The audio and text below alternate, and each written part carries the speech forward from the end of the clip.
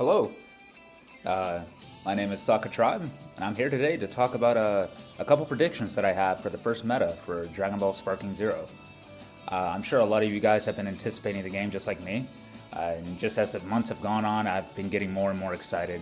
I know at the start we had a little bit of a dry period where we didn't know what was coming, we didn't have any gameplay or have any sense of what it was really going to look like, but now it's been nothing but demo gameplays, hours of demo gameplays from everybody if you go on YouTube or even on Twitter. And so that's really reassuring to see, and it just puts a lot of confidence in me for the game. Now, as far as my predictions for what the first meta will be about, I would first like to talk about my history with Dragon Ball FighterZ. Now, I didn't ever make content on the game, but I did play the game when it initially came out. I was actually one of the players that got to play the beta tests for it.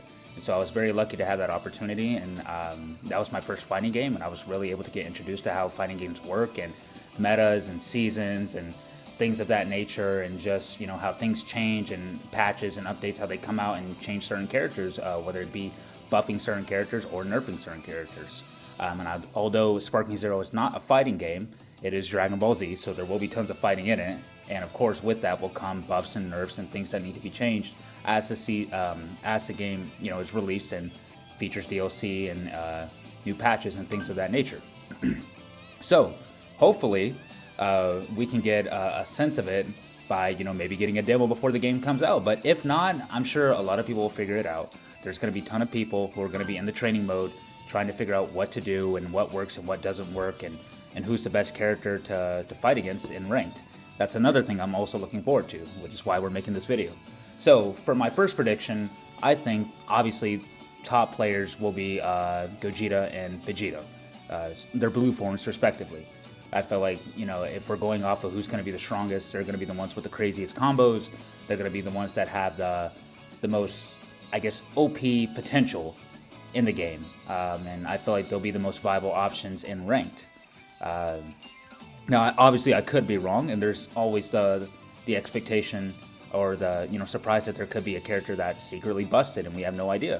I know in Fighter Z, Yamcha, for a certain season, I forget whether it was the second season or the third one, but for a time he was a very viable option for a character to play as. And I think, what's his name, Kazunoko? He played as Yamcha in a couple of tournaments, and he was actually really good with him. Now, you know, Kazunoko is a professional fighting game dude, so him picking up any character and making them look good isn't all that surprising compared to you or me, who's just like an average guy or girl. But that doesn't mean that they don't have some tech or some moves that could be cheesed or could be taken advantage of to get some cheap wins. Now, I have nothing against cheap wins. I do have something against spamming, and I put those in two different categories. If you use a move that's really OP, it's up to me to figure that out or know ahead of time and try and dodge that move unless it's unavoidable. But I draw the line out spamming. If you're using a move 4 or 5 times, you know you don't have to, and at that point you're not really playing the game. You're just abusing a move that you know is hard to get out of and getting your wins that way, and I can't respect that. I've done it before a couple of times and I never felt good about it, and when I did do it, it was only in response to somebody doing it to me first. But yeah, I try to refrain from that.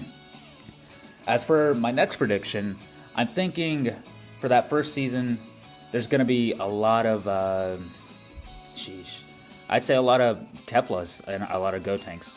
I say that because I feel like fusions are popular in general, and although of course there's going to be a lot of Gogetas and Vegetos, I feel like there will also be a good mix of Keflas and Gotenks in there as well.